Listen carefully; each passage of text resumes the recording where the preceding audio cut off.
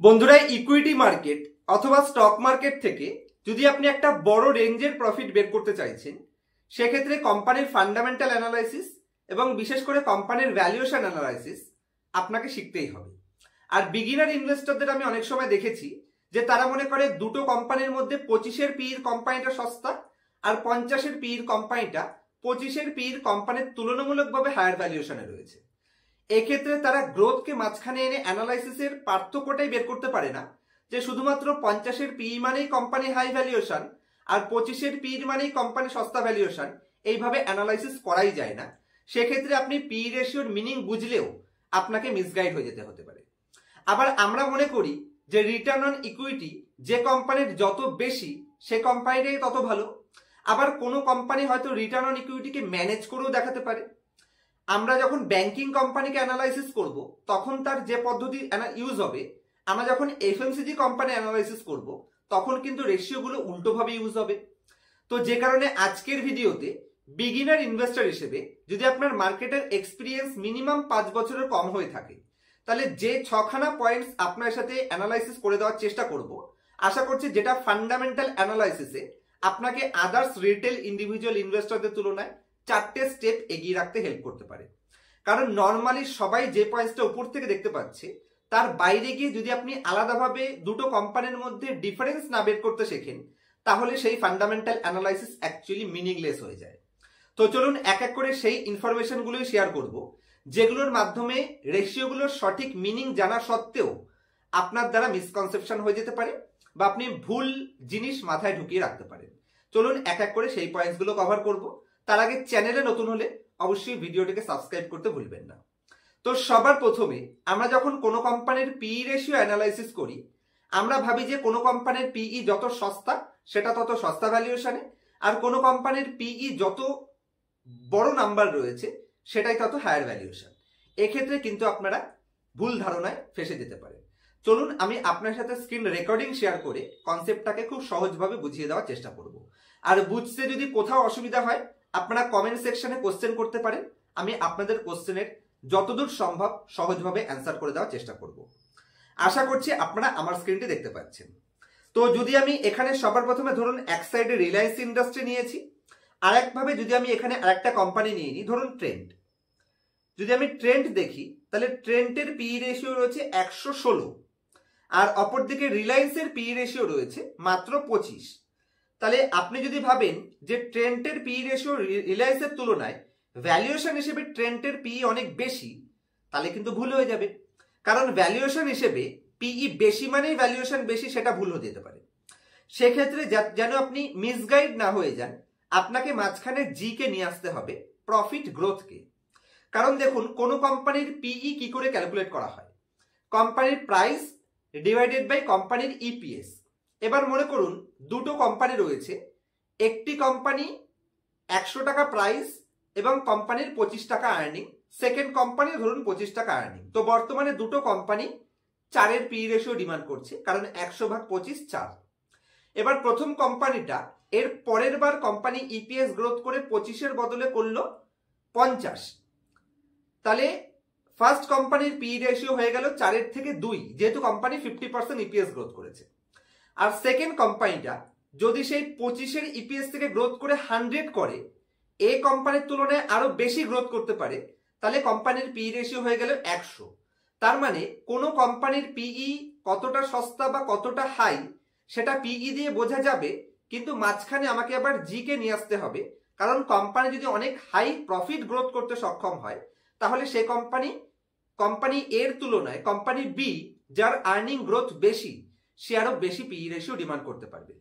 যেরকম স্ক্রিনের উপরে দেখুন, এখানে ট্রেন্ডের ক্ষেত্রে সেম জিনিস। ট্রেন্ড কোম্পানিটা 116-র পিই রেশিও ডিমান্ড করলেও এ কোম্পানির পিই রেশিও সস্তা বলা যায়। কেন? কারণ কোম্পানির পিই জি রেশিও বলছে যে 116-র পিইর এগেনস্টে কোম্পানির প্রফিট গ্রোথ অনেক ভালো। এখানে দেখুন যদি আমি কোম্পানির প্রফিটের এখানে চলে আসি, তাহলে এ কোম্পানির লাস্ট 3 বছরে 137% প্রফিট গ্রোথ করেছে সিএজিআর। মানে প্রত্যেক বছরে অ্যাভারেজ যদি আপনি দেখেন এই 3 বছরে প্রত্যেক বছর 2 গুণেরও বেশি কোম্পানি তার ইপিএস কে গ্রোথ করতে পেরেছে।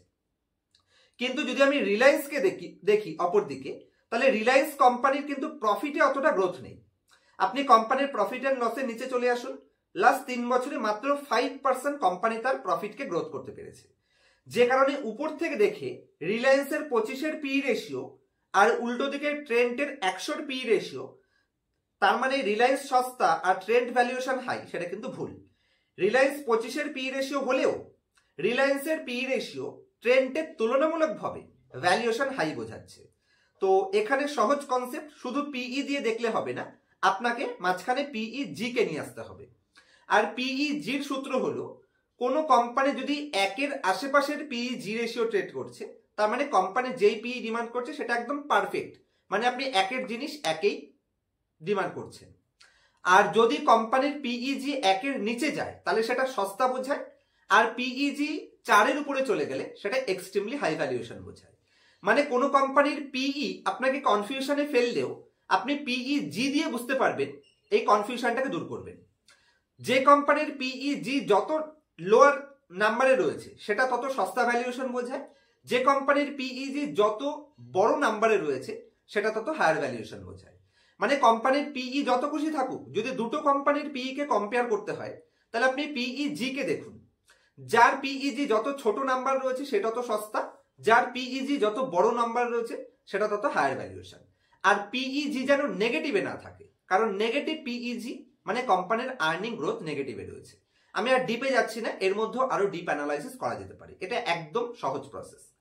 নেক্সট পয়েন্টে, আমরা যখন কোনো কোম্পানির রিটার্ন অন ইকুইটিকে অ্যানালাইসিস করি, আমি আবার স্ক্রিন দেখাচ্ছি, আপনারা স্ক্রিন ফলো করুন। ধরুন Reliance industry return on equity রয়েছে 8%। রিটার্ন অন ইকুইটি যত বেশি হবে, বেশি পার্সেন্টেজ হবে, সেটা তত পজিটিভ সাইন। তবে অনেক কোম্পানি কিন্তু রিটার্ন অন ইকুইটিকে ম্যানেজও করে দেখাতে পারে। বিগিনার ইনভেস্টর হিসেবে আগে আমরা রিটার্ন অন ইকুইটির মিনিংটা বুঝে নিই। রিটার্ন অন ইকুইটি যে কোনো কোম্পানির আর্নিংকে বোঝায়, মানে আপনি যে কোম্পানিতে টাকা ইনভেস্ট করছেন সেই কোম্পানি প্রফিট করতে পারলে তাহলেই না আপনি শেয়ার প্রাইস অ্যাপ্রিসিয়েট হবে। তো আপনার কোম্পানি কতটা প্রফিট করতে পারছে সেই রেশিওটাকে আমরা বলছি রিটার্ন অন ইকুইটি। যদিও আরও সিইও আমাদের প্রফিট বোঝায়, কিন্তু সব থেকে ইম্পর্টেন্ট হচ্ছে কোম্পানির রিটার্ন অন ইকুইটি। এবার এই রিটার্ন অন ইকুইটির মানে হচ্ছে, মনে করুন আমরা 5 জন ABCDE, আমরা 5 জন মিলে একটা বিজনেস স্টার্ট করেছিলাম, যেখানে আমাদের ইনিশিয়াল ক্যাপিটাল মানে ইকুইটি ক্যাপিটাল ছিল 5 কোটি টাকা, প্লাস আমরা আমাদের রিজার্ভে 5 বছর ধরে 5 কোটি জমিয়েছি। তো আমাদের সেই ইনিশিয়াল ক্যাপিটাল প্লাস আমাদের জমানো 5 কোটি, এই 5 10 কোটি, এইটাকে আমরা বলছি একত্রে ইকুইটি। এটাকেই কিন্তু আরেকটা ভাষাতে আমরা কোম্পানির বুক ভ্যালু বলে থাকি। ইকুইটির সিম্পল মানে ইকুইটি হোল্ডারদের টাকা, মানে ইকুইটি হোল্ডারদের টাকাটাকে ইউজ করে আপনার কোম্পানি কতটা পার্সেন্টেজ প্রফিট জেনারেট করছে সেটাকে আমরা বলছি রিটার্ন অন ইকুইটি। আর যে কোম্পানি রিটার্ন অন ইকুইটি যত বেশি সেটাকে তত গ্রেট কোম্পানি ধরা হয়ে থাকে।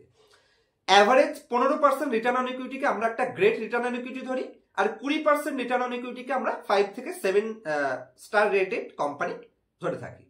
এবার কোনো কোম্পানি কিন্তু রিটার্ন অন ইকুইটিকে ম্যানেজ করেও দেখাতে পারে, সেখানে আপনাদের যাতে ভুল না হয় চলুন আমি স্ক্রিনে আরো একবার বুঝিয়ে দিই। তো এখানে আমি সার্চ করে নিচ্ছি, ধরুন বেদান্তা। বেদান্তা হচ্ছে একটা পারফেক্ট এক্সাম্পল। বেদান্তা, একটু ওয়েট করুন। বেদান্তা, যদি আমি বেদান্তা লিমিটেডে আসি তাহলে এ কোম্পানি উপর থেকে দেখাচ্ছে যে 38% রিটার্ন অন ইকুইটি রয়েছে, কিন্তু এটা ম্যানেজ করা রিটার্ন অন ইকুইটি। কেন? এই যে অনেকে আছে না ডিভিডেন্ড দেখে কোম্পানিতে ইনভেস্ট করে, যাই হোক ডিভিডেন্ডে আমার নেক্সট পয়েন্টেই আসবো। তো রিটার্ন অন ইকুইটি আপনাকে চুরি করেও দেখাতে পারে কোম্পানি, কারণ এই রিটার্ন অন ইকুইটি কি করে ক্যালকুলেট করা হয়? দেখুন কোম্পানির ব্যালেন্স শিটে একটু আগে যেটা বোঝালাম, এই ইকুইটি ক্যাপিটাল প্লাস রিজার্ভ, এই দুটোর উপর আমি যে প্রফিট জেনারেট করছি সেটাকে আমি বলছি রিটার্ন অন ইকুইটি। এবার কোনো কারণবশত এই যে কোম্পানি তার ইকুইটিটাকে ছোট করে দিয়েছে, রিজার্ভটাকে, যদি এই রিজার্ভটাকে ছোট করে দেখাতে পারি তাহলে কিন্তু আমার রিটার্ন অন ইকুইটি বেড়ে যাবে। আমি খুব বেশি লম্বা করছি না, চাইলে আরো সহজভাবে বোঝানো যায়, কিন্তু টাইম আরো অনেক বেশি লাগবে, তাও আমি বুঝিয়ে দেওয়ার চেষ্টা করছি। ধরুন আমি 100 টাকা ইকুইটি ক্যাপিটালকে ইউজ করে, আমি রিজার্ভটাকে বোঝানোর চেষ্টা করছি ইকুইটিকে, ধরুন 100 টাকা ইউজ করে আমি 50 টাকা প্রফিট করেছি। এবার এই 100 টাকা ইউজ করে 50 টাকা প্রফিট মানে 50% প্রফিটটাকে আমি 100% প্রফিট কি করে দেখাবো? 50 টাকায় প্রফিট রয়েছে, আমি আমার এই রিজার্ভটা যেটা 100 টাকার এগেনস্টে 50 টাকা, রিজার্ভটাকে যদি কোনো কারণে ছেটে 50 করে দিতে পারি তাহলে 50-এর এগেনস্টে 50, তার মানে কি প্রফিট 100% হয়ে গেল। রিজার্ভটাকে ছোট করে প্রফিট বড় দেখাচ্ছে কিনা, সেখান থেকে বুঝতে পারবেন যে কোম্পানির ডেটা চুরি করছে। যদিও আরো অনেক ধরনের চুরি থাকে, এটা তার মধ্যে একটা মেইন চুরি। তো এখানে যদি আপনি বেদান্তা কোম্পানিটাকে দেখেন, 65,000 কোটির রিজার্ভটা বেড়ে মিনিমাম 70-75,000 কোটি হয়ে যাওয়ার কথা ছিল। তার বিনিময়ে কোম্পানি তার রিজার্ভকে ছেটে ছোট করে দিল। কিভাবে ছোট করে দেয় কোম্পানি রিজার্ভকে ছেটে? কোম্পানি অতিরিক্ত হাই পরিমাণে ডিভিডেন্ড পে আউট করে। দেখুন, অতীতে আপনি অ্যাভারেজ যে পরিমাণে ডিভিডেন্ড পে আউট করেছেন 60-70-80%, হঠাৎ করে আপনি 4-5 গুণ এক্সট্রা ডিভিডেন্ড পে আউট করে দিলেন। যে কারণে কি হলো, আপনি আপনার ইকুইটিকে বাড়িয়ে দেখাতে পারলেন, মানে ইকুইটি পার্সেন্টকে, রিটার্ন অন ইকুইটির পার্সেন্টেজকে বাড়িয়ে দেখাতে পারলেন, কারণ আপনি ইকুইটিকে ছেটে ছোট করে দিয়েছেন। তো কোনো কোম্পানি যদি হঠাৎ করে হাই ডিভিডেন্ড প্রোভাইড করলো, তার কারণে যদি কোম্পানির রিজার্ভ ছোট হয়ে গেল, বুঝতে পারবেন সে কোম্পানির রিটার্ন অন ইকুইটি চুরি করা বা ম্যানেজ করার চেষ্টা করছে। এরকম মার্কেটে অনেক কোম্পানি রয়েছে। আচ্ছা, 3 নম্বর পয়েন্ট, আমরা অনেক ইউটিউব প্ল্যাটফর্মে এরকম অ্যাডভাইস পেয়ে থাকি যে company high dividend pay out করছে, যেরকম এই বেদান্তায় 10%-এর আশেপাশে ডিভিডেন্ড পে আউট করে, সেই টাইপের কোম্পানিগুলোকে যদি ইনভেস্ট করতে পারি, শেয়ার প্রাইস না বাড়লেও আমরা অ্যাভারেজ 10% ডিভিডেন্ডের থেকে প্রফিট পেয়ে যেতে পারি। এই ধরনের কোম্পানিতে কখনোই ইনভেস্ট করা উচিত নয়। কোনো কোম্পানি শুধু ডিভিডেন্ড বেশি দিচ্ছে সেটা দেখে অন্ততপক্ষে কোনো কোম্পানির সাথে যাওয়া উচিতই নয়। কেন? কারণ কোনো কোম্পানি অতিরিক্ত বেশি ডিভিডেন্ড দিচ্ছে, তার আরেকটা মানে এটাও হতে পারে হয়তো কোম্পানির কাছে গ্রোথের অপরচুনিটি শেষ হয়ে গেছে, সে কারণে কোম্পানি হাই ডিভিডেন্ড দিচ্ছে। অথবা কোম্পানির রিটার্ন অন ইকুইটিকে ম্যানেজ করার জন্য কিন্তু অনেক company high dividend pay out করে থাকে। যে কারণে শুধু ডিভিডেন্ড দেখে কোনো কোম্পানির সাথে কখনো যাওয়া উচিতই নয়। ডিভিডেন্ড আমরা দেখবই না। আমার কোম্পানি আমাকে 10 টাকা ডিভিডেন্ড দেওয়ার বদলে আমি চাইবো অ্যাজ এ শেয়ার হোল্ডার আমার কোম্পানি সেই 10 টাকা নিয়ে নতুন কোনো বিজনেস করুক, যাতে করে কোম্পানিতে গ্রোথ আসলে 10 টাকা ডিভিডেন্ড আর্নিং এর বদলে শেয়ার প্রাইস 100 টাকা উপরে যেতে পারে। তো ডিভিডেন্ড দেখে অন্ততপক্ষে কোনো কোম্পানিতে আমি ইনভেস্ট করব না। নেক্সট পয়েন্ট, কোম্পানির debt to equity ratio. Debt to equity রেশিওর মানে কোম্পানি যতটা ইকুইটি ম্যানেজ করছে তার এগেনস্টে, মানে ইকুইটি ক্যাপিটাল প্লাস রিজার্ভ দুটোকে একত্রে আমরা ইকুইটি বলে থাকি, মানে শেয়ার হোল্ডারদের পয়সা। কোম্পানি তার ইকুইটি ক্যাপিটালকে ইউজ করছে, মানে কোম্পানির কাছে যতটা ইকুইটি ক্যাপিটাল রয়েছে বা ইকুইটি রয়েছে তার এগেনস্টে কোম্পানির কাছে কতটা ধার নেওয়া ক্যাপিটাল রয়েছে, শেয়ার রেশিওটাকেই আমরা বলছি ডেট টু ইকুইটি রেশিও।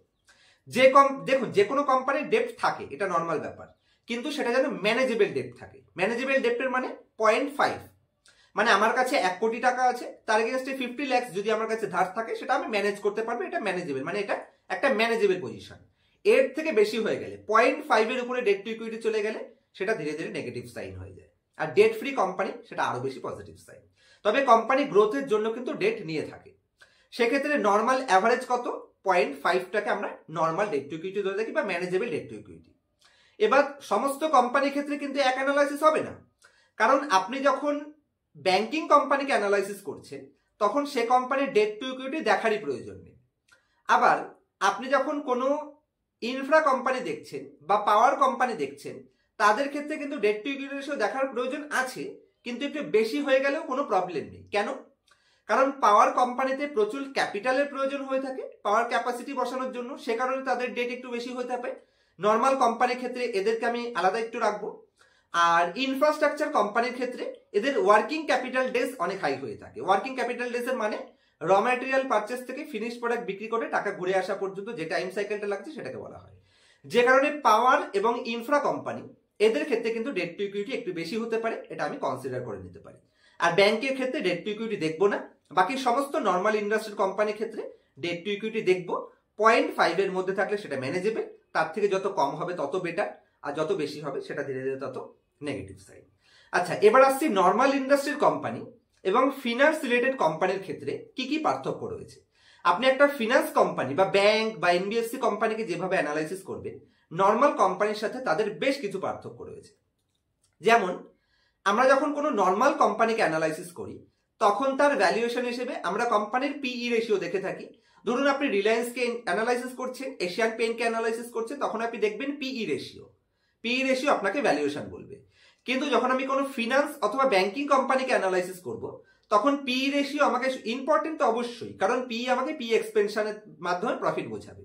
কিন্তু ব্যাংক অথবা ফিনান্স কোম্পানির ক্ষেত্রে আমরা পিই দিয়ে ভ্যালু বুঝতে পারবো না, ভ্যালু বোঝা যাবে প্রাইস টু বুক দিয়ে।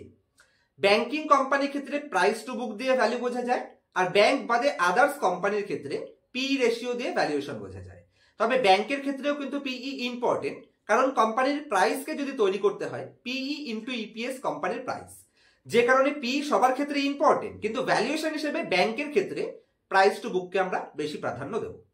আর ব্যাংকের ক্ষেত্রে আরো একটা পার্থক্য রয়েছে, আমরা যখন কোনো নর্মাল কোম্পানি অ্যানালাইসিস করব তখন আমরা আরওসিই এবং আরওই দুটোকেই ইকুয়াল গুরুত্ব দিতে পারি, কিন্তু ব্যাংকিং কোম্পানির ক্ষেত্রে আরওসিই দেখার প্রয়োজনই নেই। কেন? কারণ আরওসিইর মধ্যে কোম্পানির ধারের টাকাটাকেও ক্যালকুলেট করা হয়ে থাকে, আর ব্যাংকিং কোম্পানি ধার নিয়েই কাজ করে, যে কারণে ব্যাংকের ক্ষেত্রে শুধুমাত্র রিটার্ন অন ইকুইটি দেখব, আর আরওসিইর বদলে আমরা রিটার্ন অন অ্যাসেটকে আনতে পারি।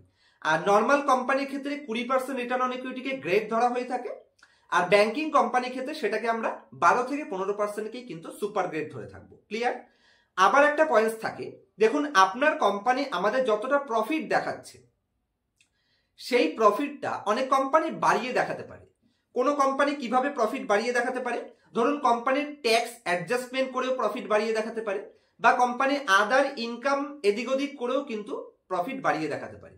ধরুন আমি অন্য কোনো অ্যাসেট বিক্রি করে হঠাৎ করে একটা ক্যাপিটাল এনে দেখালাম, সে কারণে আমার প্রফিট বেড়ে যেতে পারে।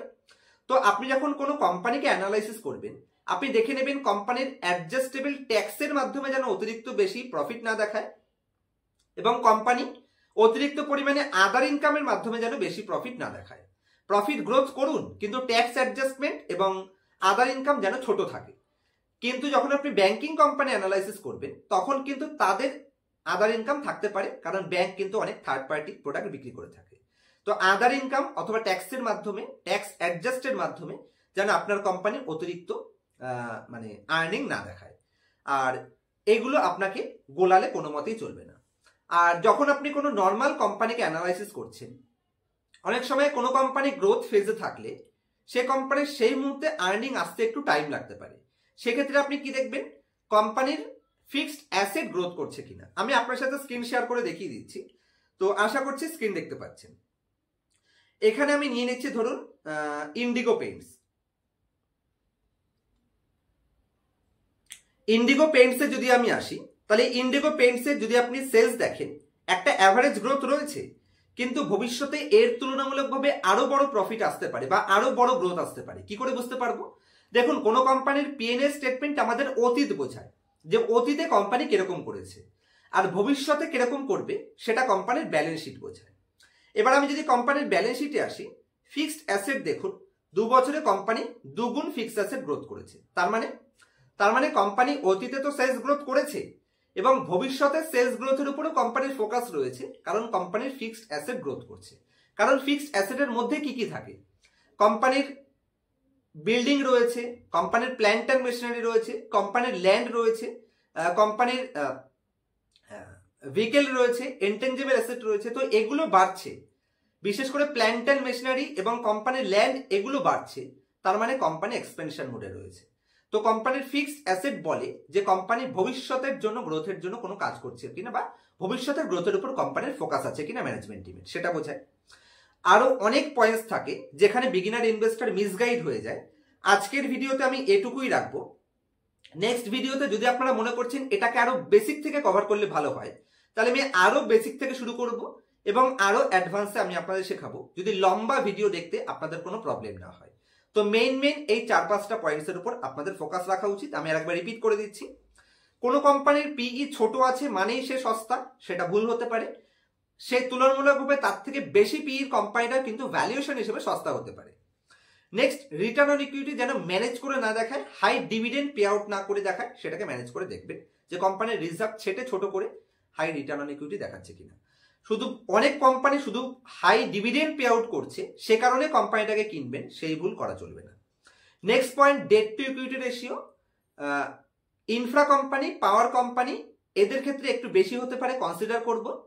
আর ফিনান্স কোম্পানির ক্ষেত্রে ডেট টু ইকুইটি দেখবো না। আর 0.5 হচ্ছে এর মেজারমেন্ট রেশিও, 0.5টা হচ্ছে manageable debt to equity. Price to book, normal কোম্পানির ক্ষেত্রে প্রাইস টু বুক দিয়ে ভ্যালু বোঝা যায় না। হ্যাঁ, একের নিচে মানে সবাই সস্তা, কিন্তু যদি আপনি ব্যাংকিং কোম্পানি দেখছেন তার ক্ষেত্রে প্রাইস টু বুক ভ্যালুয়েশন বোঝাবে, আর নর্মাল ইন্ডাস্ট্রিয়াল কোম্পানির ক্ষেত্রে পি রেশিও ভ্যালুয়েশন বোঝাবে। আর কোনো কোম্পানির ট্যাক্স অ্যাডজাস্টমেন্টের মাধ্যমে এবং আদার ইনকামের মাধ্যমে যেন হাই পরিমাণে প্রফিট না দেখায় এক্সেপশনাল ব্যাংকিং কোম্পানি। এগুলোকে যদি আপনি ধ্যানে রাখতে পারেন, আমার মনে হয় আপনার কোম্পানি আপনাকে অন্ততপক্ষে ডেটা ম্যানেজ করে পার পেয়ে যাবে না, আপনি আদার্স ইনভেস্টরদের তুলনায় কিছুটা হলেও সেফ থাকতে পারবেন। আজকের মতো এই অবধি রাখবো। যদি মনে হয় এই ভিডিওটা থেকে কিছুটা হলেও পজিটিভ নলেজ গেইন করাতে পেরেছি, অবশ্যই ভিডিওটিকে ফ্যামিলি মেম্বার্স এবং বন্ধু বান্ধবদের সাথে শেয়ার করে চ্যানেলটিকে সাবস্ক্রাইব করে চ্যানেলের গ্রোথের উপর ফোকাস করতে ভুলবেন না। পার্সোনাল ক্লাসে যদি আরো অ্যাডভান্স লেভেল অ্যানালাইসিস শিখতে চাইছেন, একদম বেসিক থেকে শুরু করে এক্সট্রিমলি অ্যাডভান্স, কোনো কোম্পানি ডেটা চুরি করছে কিনা, মার্কেটের সাইকেল কি করে কাজ করে, stealth phase, awareness phase, momentum phase, bull trap phase, capitulation phase, এগুলো কিভাবে কাজ করে, কোন টাইপের কোম্পানিতে কখন এন্ট্রি নেব, এই সমস্ত পয়েন্ট যদি পার্সোনাল ক্লাসে শিখতে ইন্টারেস্টেড থাকেন এবং ক্লাসের পরে লাইফ টাইম সাপোর্টের ব্যবস্থাও রয়েছে, আজীবন সাপোর্ট পাবেন।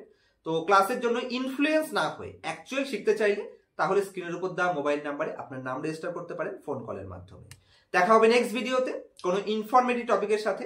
ততক্ষণ পর্যন্ত হ্যাপি ইনভেস্টিং, হ্যাপি ট্রেডিং।